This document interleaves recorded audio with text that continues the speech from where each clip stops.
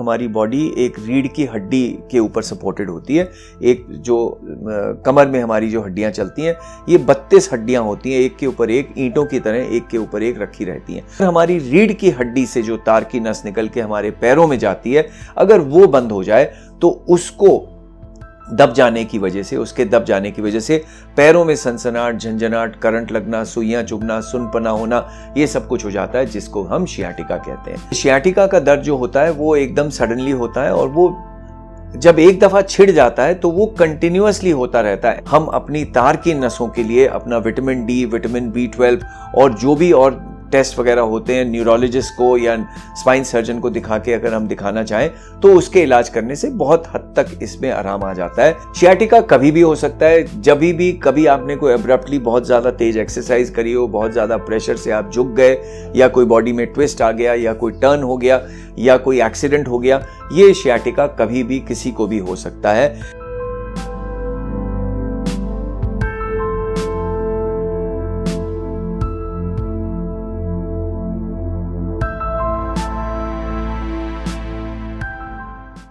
नमस्कार, मैं दीपा मेहता स्वागत करती हूँ आपका फोकस चैनल के बॉडी क्लॉक प्रोग्राम में।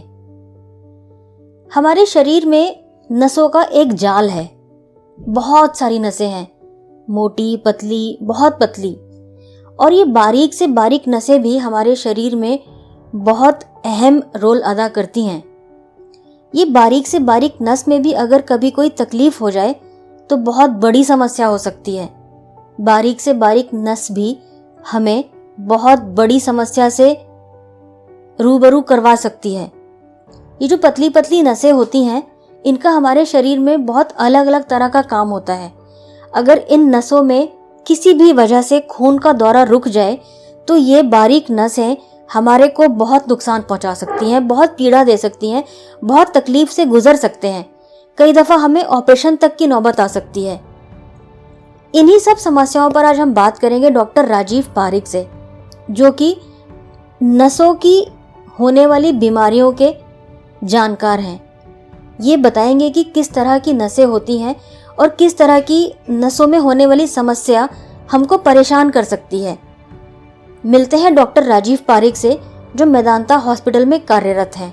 मेरा नाम डॉक्टर राजीव पारिक है। मैं मेदांता मेडिसिटी हॉस्पिटल गुड़गांव और मेदांता मेडी क्लिनिक डिफेंस कॉलोनी दिल्ली में प्रैक्टिस करता हूँ। मैं एक वैस्कुलर सर्जन हूँ, यानी खून की नसों का स्पेशलिस्ट हूँ। और जो नसें बंद हो जाती हैं, नसें फूल जाती हैं, नसें फट जाती हैं या ब्लॉक हो जाती हैं, उनसे संबंधित जो भी बीमारियाँ होती हैं उनका मैं इलाज करता हूँ। मुझे पेरिफेरल वैस्कुलर और एंडोवैस्कुलर सर्जन कहा जाता है। डॉक्टर, क्या होता है साइटिका का दर्द? देखिए, शियाटिका में बेसिकली हमारे को समझना है कि हमारी जो बॉडी होती है, हमारी बॉडी एक रीढ़ की हड्डी के ऊपर सपोर्टेड होती है।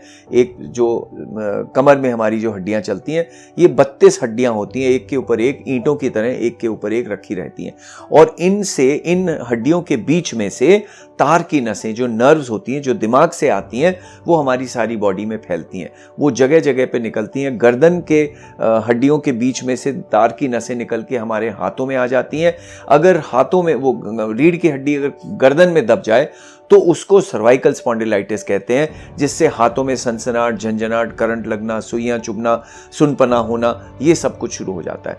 अगर हमारी रीढ़ की हड्डी से जो तार की नस निकल के हमारे पैरों में जाती है, अगर वो बंद हो जाए तो उसके दब जाने की वजह से पैरों में सनसनाहट, झंझनाहट, करंट लगना, सुइयां चुभना, सुनपना होना, ये सब कुछ हो जाता है, जिसको हम शियाटिका कहते हैं। तार की नस रीढ़ की हड्डी से दबती है और उसका दर्द पैर में चला जाता है, इसको शियाटिका कहते हैं।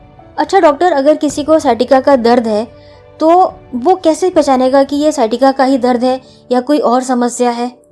देखिए, शियाटिका का दर्द जो होता है वो एकदम सडनली होता है और वो जब एक दफा छिड़ जाता है तो वो कंटिन्यूअसली होता रहता है। ऐसा नहीं है कि वो बैठे रहने से ठीक हो जाएगा और चलने से शुरू होगा। इनवेरिएबली ये क्या होता है कि एक दफा वो जब नस दब जाती है तो फिर वो दबी रहती है। जब तक उसका कोई इलाज ना हो, कुछ एक्सरसाइज ना हो, कुछ फिजियोथेरेपी वगैरह ना कराई जाए, तब तक वो जो नस है उसके ऊपर प्रेशर पड़ा रहता है और उससे पैरों में सनसनाहट, झंझनाहट और इस तरह की चीजें हो जाती हैं। इसके साथ में एक बहुत बड़ी समस्या साथ में होती है, वो है कि पैरों की खून की नसों में ब्लॉकेज आ जाना, उसके भी सिम्टम्स ये शियाटिका की तरह ही होते हैं। यानी पैरों में दर्द हो सकता है, चलने में तकलीफ हो सकती है, आदमी चल नहीं सकता। लेकिन दोनों में एक बहुत बड़ा फर्क है। अगर आपके पैरों में, अगर आपकी पैरों की उंगलियों में, पंजे में या पैर में वहाँ का टेम्परेचर, यानी उसका जो जो जो टेम्परेचर है वो अगर कम हो जाए, यानी कोई जगह आपके पैर की ठंडी हो जाए, अगर एक पैर ठंडा हो जाए, दूसरा पैर नॉर्मल टेम्परेचर हो, तो इसका मतलब उस पैर की खून की नस में रुकावट है। शियाटिका में टेम्परेचर दोनों पैरों में सेम रहता है। खून की नस बंद हो जाने से हम कहते हैं कि भाई जिस पैर की खून की नस बंद हुई है उसका टेम्परेचर डाउन हो जाता है और उसकी वजह से वो पैर ठंडा हो जाता है, पैर नीला पड़ जाता है और पैरों में बहुत ज़्यादा तकलीफ या दर्द शुरू हो जाता है। इस दर्द का इलाज संभव है और ये कितने लंबे तक चलता है इसका इलाज? इलाज उसी चीज का पॉसिबल है जिसका हमें पता लगे कि उसका कारण क्या है।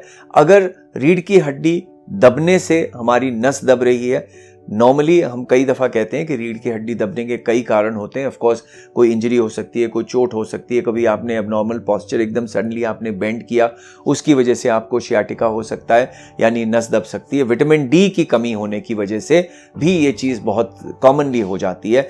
और अगर इसका हमें कारण पता लग जाए तो उसका कारण का ट्रीटमेंट करने से इसका इलाज किया जा सकता है।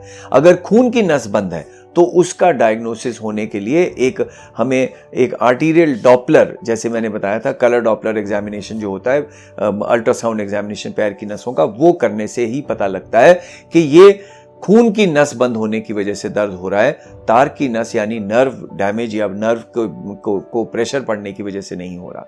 तो टेस्ट करने से पता लग सकता है। और सबसे इंपॉर्टेंट चीज़, अगर टेम्परेचर कम हो गया तो हम कहेंगे कि आपकी खून की नस बंद है, ये शियाटिका नहीं है। इसका ट्रीटमेंट कितना लंबा है? अगर रीढ़ की हड्डी दबी हुई है और तार की नस दबी हुई है तो इसका इलाज काफ़ी लंबे अरसे चलेगा, क्योंकि इसमें शुरू में आपको जो भी ट्रीटमेंट्स हैं वो बताए जाएंगे। आप एक स्पाइन स्पेशलिस्ट के पास जाएंगे, वो आपको बताएंगे कि आपकी नस दब गई है और उसके लिए कुछ एक्सरसाइजेज होती हैं, कुछ दवाइयाँ होती हैं, कुछ फिजियोथेरेपी होती है, और ये कई दिनों तक, 4-6 हफ्ते, 2-3 महीने तक ये चीज़ चलती रहती है। धीरे धीरे ये जब वो स्पैज़म होता है, जो मसल्स का जो खिंचाव होता है, वो जब कंट्रोल होता है, तब जाके ये चीज़ कंट्रोल होती है। लेकिन अगर यहाँ पे कोई नस बहुत ज़्यादा दब चुकी है तो स्पाइन सर्जन आपको कभी कभी ऑपरेशन करने की सलाह भी दे सकते हैं। लेकिन अगर ये शियाटिका जो है, जो आप समझ रहे हैं शियाटिका, लेकिन खून की नस बंद है, तो इसमें अगर खून की नस बंद है तो वो खून की नस को जब तक हम खोलेंगे नहीं, उसकी बलूनिंग करके या उस नस के अंदर गुब्बारे से उसको फुला के नस को मतलब चला के जब तक उसका इलाज नहीं होगा, तब तक ये पैर का दर्द खत्म नहीं होगा। साइटिका का दर्द भी नसों से जुड़ा हुआ एक दर्द है। क्या इस दर्द से बचाव के लिए हमें अपने लाइफस्टाइल को चेंज करना चाहिए या डाइट में कुछ चेंजेस करने चाहिए? देखिए, सबसे इम्पॉर्टेंट चीज़ मैं आपको बताना चाहूँगा, एक ये बहुत एक कन्फ्यूजन रहती है लोगों में। हम हर एक आदमी बोलता है नसें बंद हो गई या नसें खराब हो गई। हमारे शरीर में 2 प्रकार की नसें होती हैं, एक होती है खून की नस, एक होती है तार की नस। मैं आपको एक सिंपल उदाहरण देना चाहूँगा कि हम जब अपने घर में जाते हैं और अपना बिजली का स्विच ऑन करते हैं तो बल्ब जलता है, वहाँ से पानी नहीं निकलता, और जब हम नल खोलते हैं तो उसमें से पानी निकलता है, वहाँ से बिजली नहीं निकलती। बिजली का जो स्विच है वो मीटर से आता है, अपने अलग तार से आता है। पानी के टैंक से पानी आता है टैंक में। ये दोनों पाइप्स हैं, अलग अलग हैं, इनका अलग फंक्शन है, अलग जगह से आते हैं और इनका अलग अलग ट्रीटमेंट होता है। हमारे शरीर में तार की नस को नर्व कहते हैं और पैर की जो खून की नसें होती हैं उनको हम मतलब जो ब्लड वेसल्स होती हैं उनको हम खून की नसें कहते हैं।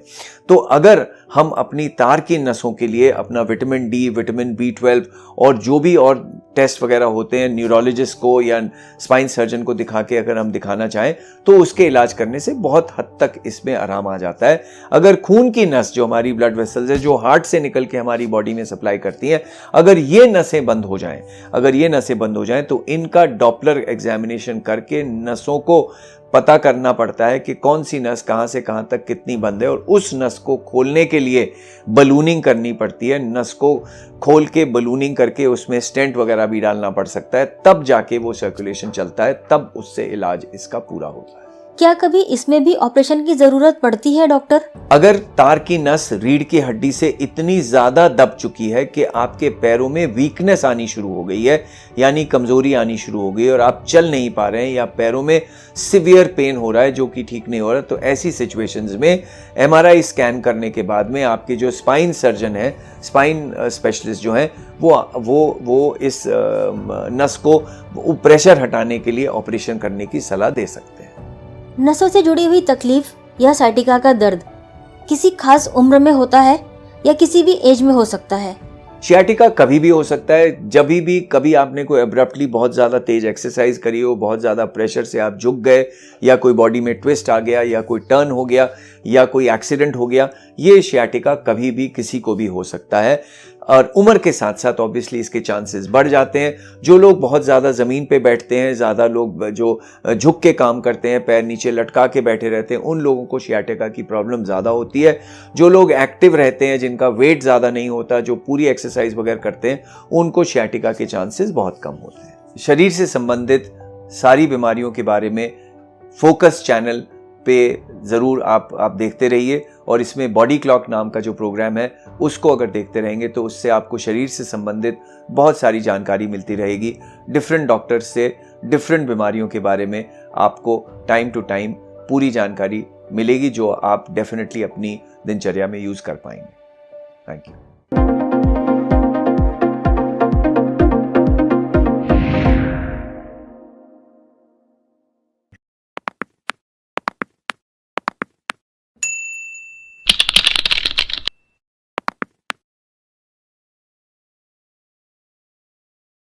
सेहत से जुड़ी और अधिक जानकारी के लिए हमसे जुड़े रहें। हमें लाइक करना, सब्सक्राइब करना, शेयर करना और कमेंट करना ना भूलें।